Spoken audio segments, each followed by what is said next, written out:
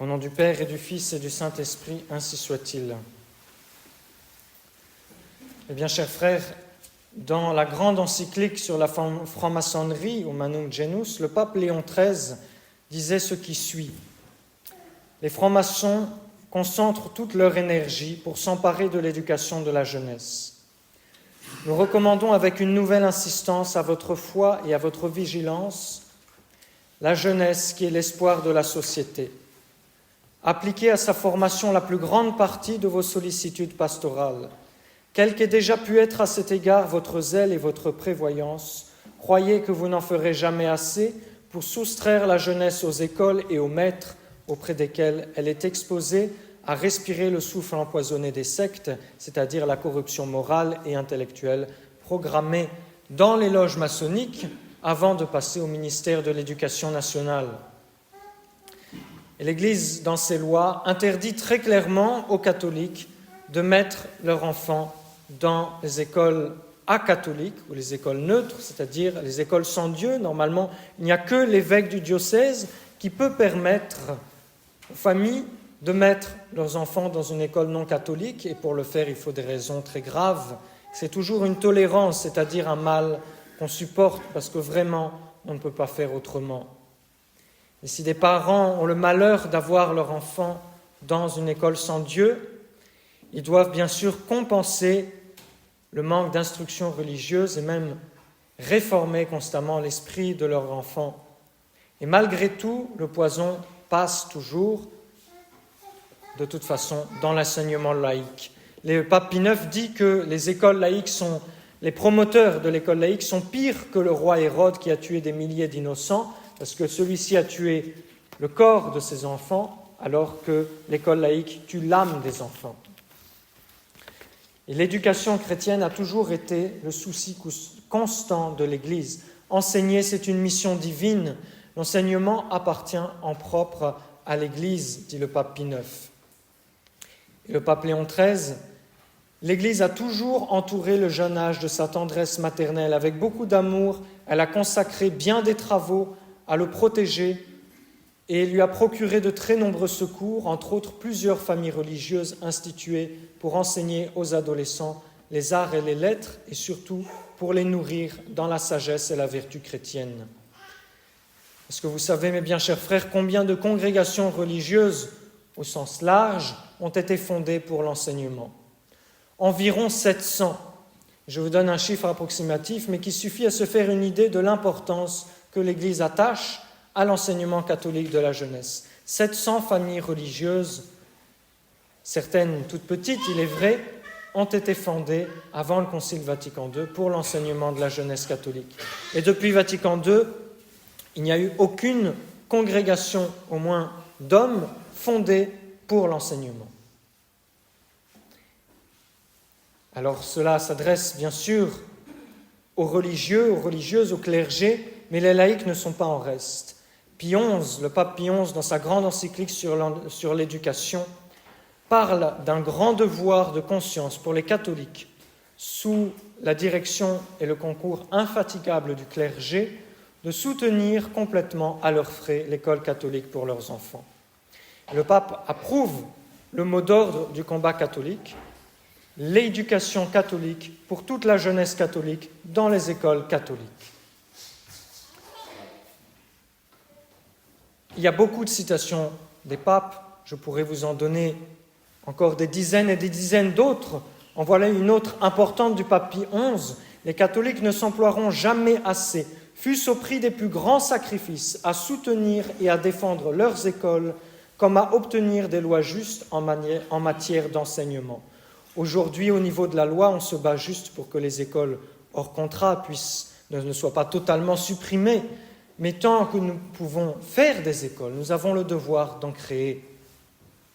Les évêques de France, en 1949, ont déclaré officiellement, il faut les écouter, même si par impossibilité matérielle ou pour un motif légitime, vous ne faites pas appel au service de l'école catholique.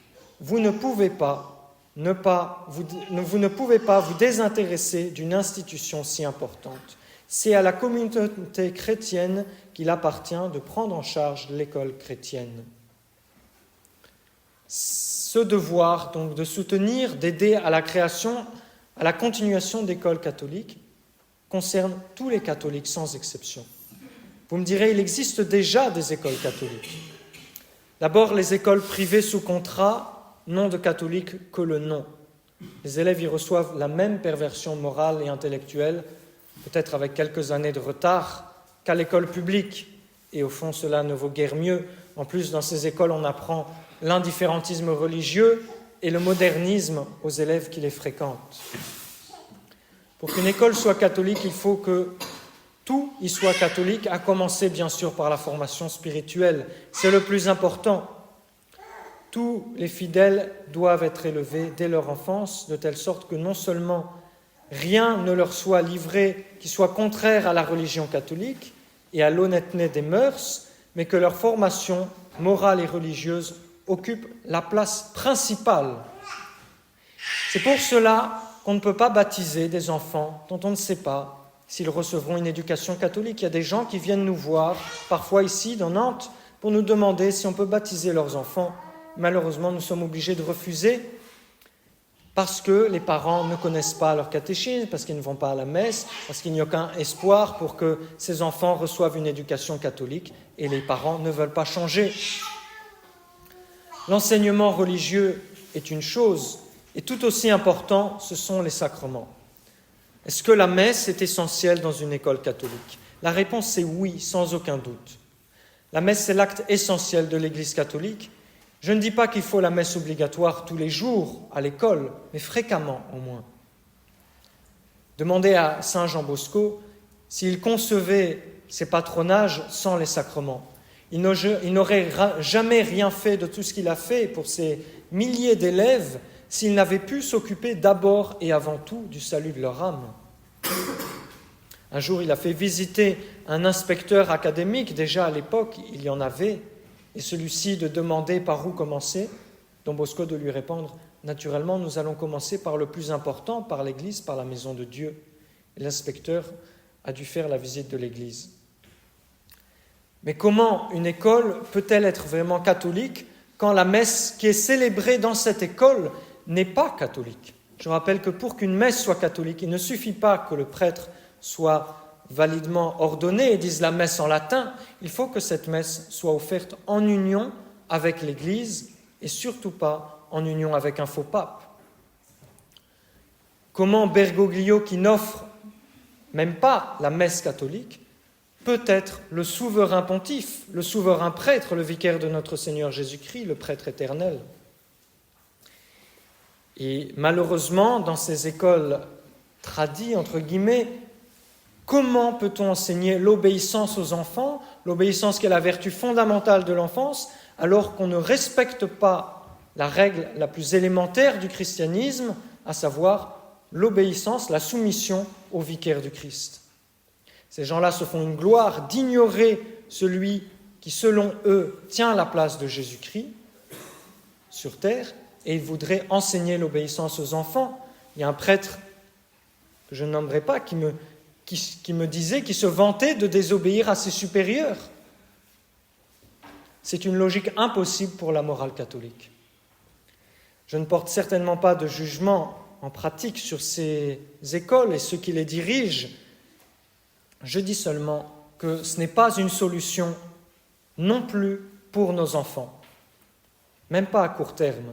Beaucoup de bien se fait dans ces écoles, sans doute, mais cela malgré une messe schismatique, malgré l'enseignement hérétique sur la papauté, comme il y a des gens qui se sauvent dans d'autres religions, malgré leur fausse religion.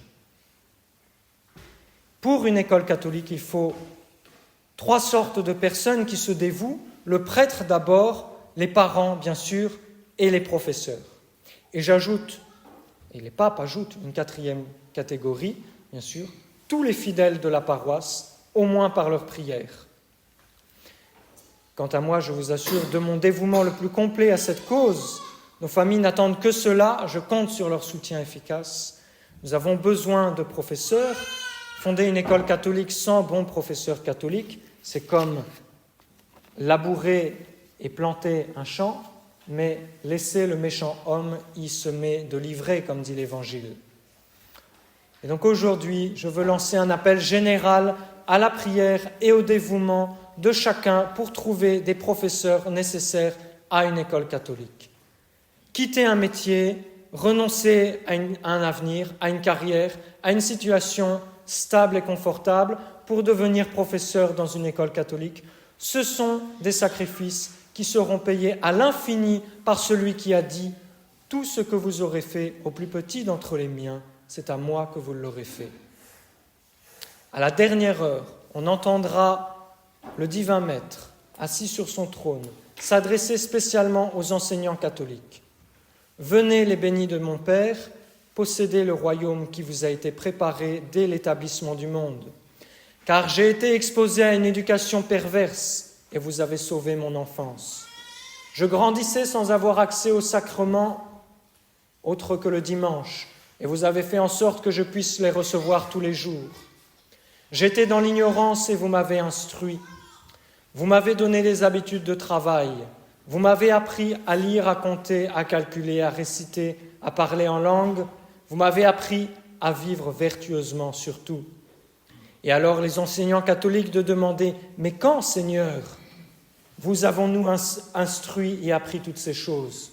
Et Jésus de répondre « En vérité, je vous le dis, toutes les fois que vous l'avez fait à l'un de ces plus petits d'entre les miens, d'entre mes frères, c'est à moi que vous l'aurez fait. » J'en appelle donc à tous les gens capables d'enseigner, aux mères de famille qui font l'école pour leurs enfants et qui pourraient faire la classe à plusieurs, à ceux qui ont enseigné toute leur vie et qui pourraient encore consacrer quelques années ou quelques mois même à une école catholique.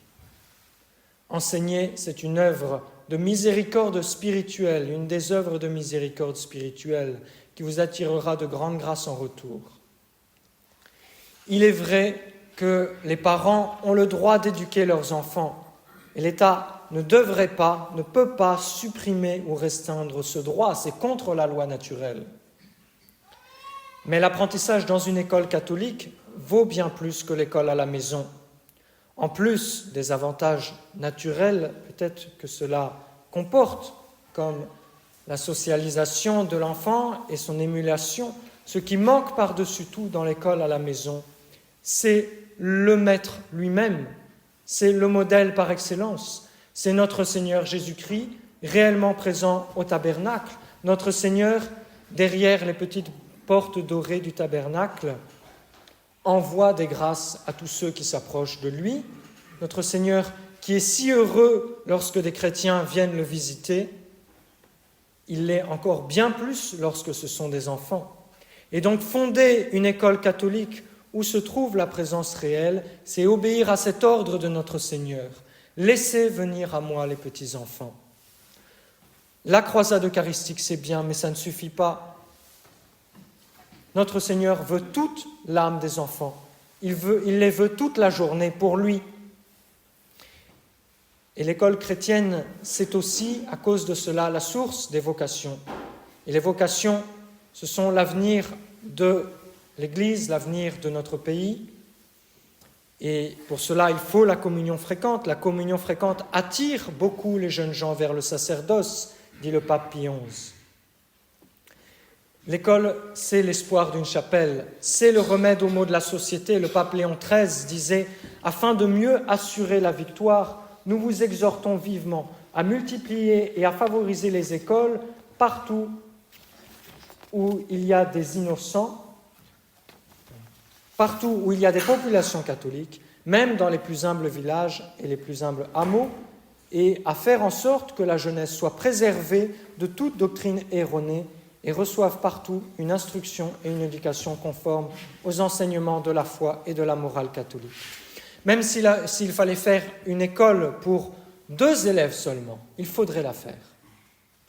Nos chapelles ne vivront pas, ne se développeront pas sur le long terme s'il n'y a pas d'école catholique.